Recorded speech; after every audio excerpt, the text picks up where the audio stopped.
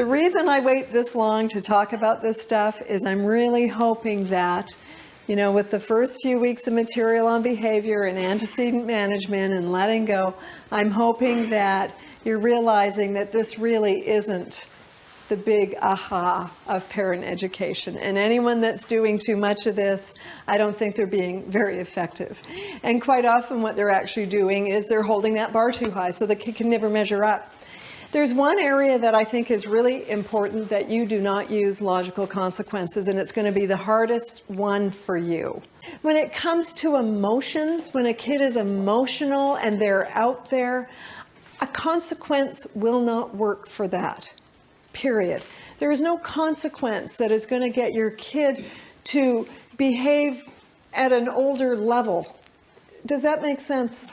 Yeah.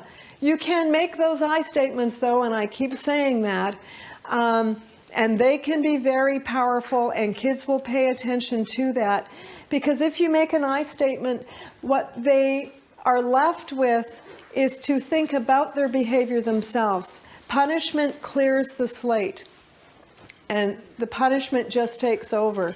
But if you can make a heartfelt I statement, not guilt-inducing. You don't say, see these gray hairs, they're because of you. You're sending me to an early grave.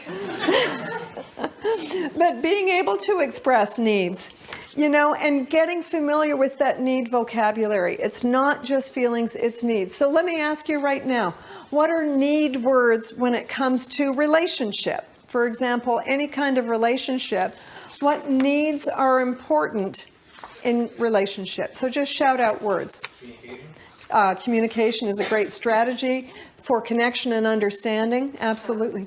Trust, which is very interesting when you want to trust your teenager.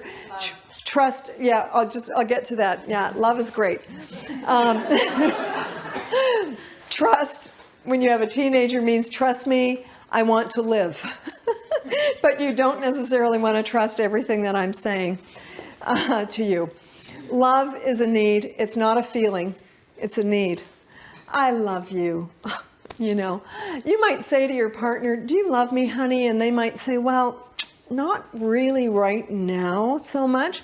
But if you ask me in about an hour, I might get that loving feeling. So love is a need. Yeah. What else in relationships?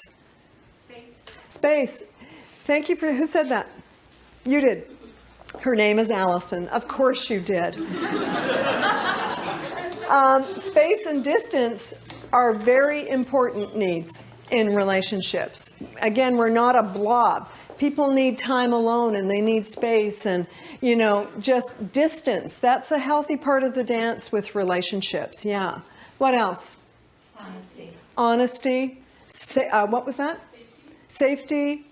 And here's what I would add to safety. Safety is, if you're thinking about in relationship, it's not just physical safety, although of course that's more basic. Emotional safety is a need.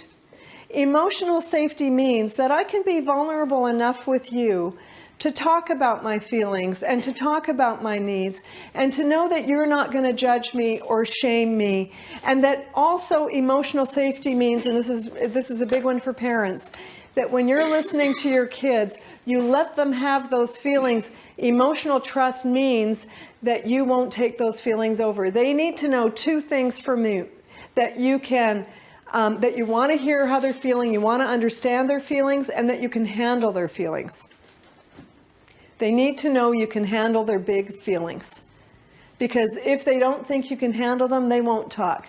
So emotional safety means you have boundaries around your feelings. In a healthy family, you don't have this sort of enmeshment of, oh, you're upset, I must have done something wrong, and, you know, you're upset, I need to fix that. No, it's you're upset, this is your experience, and I have a boundary. I don't have to fix you.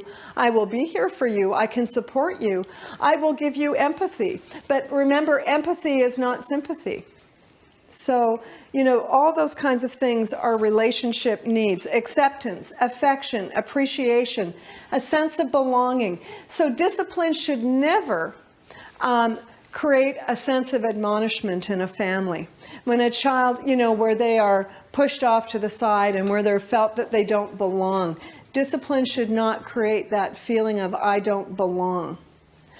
because that creates shame. So a sense of belonging to our peer groups in our family is a relationship need, a need for closeness, community, company, consideration, fairness, honesty, inclusion. There's so many needs. Support, reassurance. These are all need words.